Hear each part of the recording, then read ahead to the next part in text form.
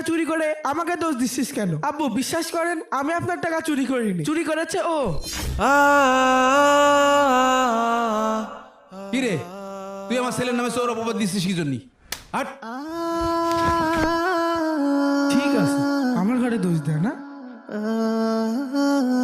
আপনি আমাকে বিনা দোষে মেরেছেন, আমি এক্ষুনি আমার কাকুকে ডেকে নিয়ে আসতেছি।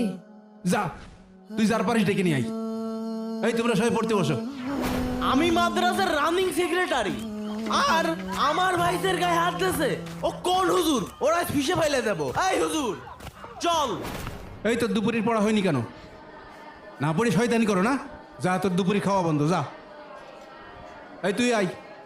দাঁড়া, হুজুরের আজকে ফল্লা করব। এই হুজুর, তুই আমার ভাইদের গায়ে হাত দিছিস কে? হ্যাঁ, এইটা কিরকম ব্যবহার হইলো? আমি এই জায়গার শিক্ষক, আপনি আমার সাথে তুই তুকারি করছেন কেন? তুই কিটা তা আমি পরে চিন্তা করছি, আগে কম